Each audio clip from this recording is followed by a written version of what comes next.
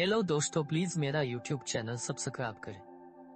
लंबे लंबे दरख्तों, रंग बिरंगे फूलों और चमकती हुई नदी से भरे एक खूबसूरत सब्ज जंगल में एक छोटी चिड़िया रहती थी जिसका नाम चुकी था।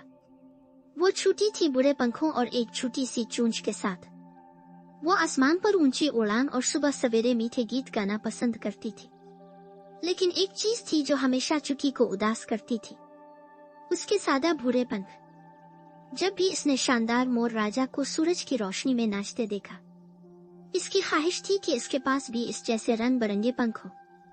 एक दिन चुकी एक दरख्त की शाख पर बैठी राजा को अपने चमकते नीले और सब्ज पंखों को फैलाते हुए देख रही थी। दूसरे जानवरों ने तालियां बजाईं और खुशियां मनाईं जब राजा फखर से नाच रहा था। चिंक ने आह भरी, काश मेरे पास इतने खूबसूरत पंख होते तो सब मेरी भी तारीफ करते। राजा ने ये सुनकर कहकहा लगाया, छोटी चिड़िया, खूबसूरती ही सब कुछ नहीं होती। हर मखलूक की अपनी खास खूबियां होती है। लेकिन चुकी ने एक ना सुनी। वो राजा की तरह तारीफ करना चाहती थी। इस शाम चुकी ने आसमान पर एक चमकता हुआ सितारा देखा। इसने आंखें बंद की और ख्वाहिश की, मेरी ख्वाहिश है कि दुनिया में सबसे खूबसूरत पंख हो। इसकी हैरत में एक नरम आवाज ने हुआ में सरगोशी की, तुम्हारी ख्वाहिश तुलू आफ्ताब के वक्त पूरी हो जाएगी। पुरजोश चुकी मुश्किल से सो सकी। जब सूरज की पहली किरणें इसे छुई तो इसने अपने प्रों की तरफ देखा और हाँफने लगी। इसके प्रों की शक्ल बदल गई थी। वो अब रोशन चमकते हुए रंगों में ढकी हुई थी, नीले, सब्ज, सोने और जामी। वो राजा से भी ज्यादा खूबसूरत लग रही थी। चिंक खुशी से जंगल में अलिफारती और अपने नए पंख दिखाती।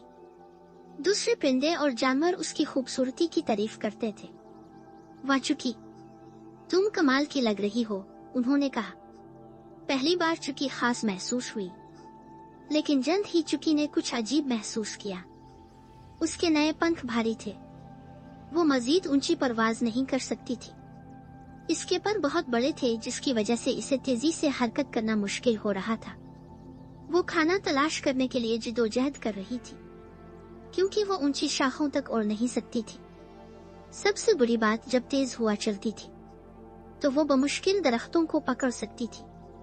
एक दिन तूफान आया। हवा तेज थी और चुकी ने हिफाजत की तरफ उड़ने की कोशिश की, लेकिन इसके भारी पंखों ने इसे नामुमकिन बना दिया।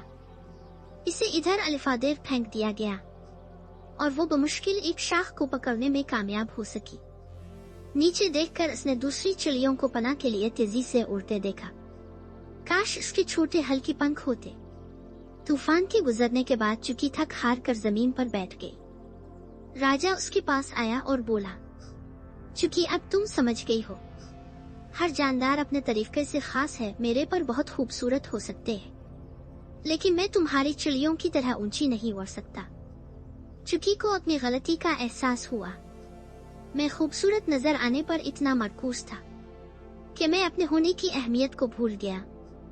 इसी लम्हे जादुई हुआ लूट आई। क्या तुम अपने हकीकी नफस की तरफ रुकना चाहते हो? इसने सरगोशी की।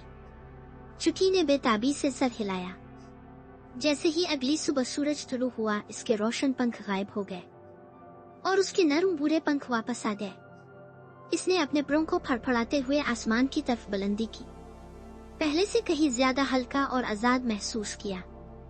इस दिन के बाद से चुकी ने कभी किसी और की ख्वाहिश नहीं की। इसे इस बात पर फख्र था कि वो कौन है और समझती है कि हकीकी खुशी खुद को कबूल करने से हासिल होती है। हर मखलूक अपने तरीके से मुनफरिद और खास है। हकीकी खुशी अपने होने से हासिल होती है। हेलो दोस्तों, प्लीज मेरा यूट्यूब चैनल सब्सक्राइब करें।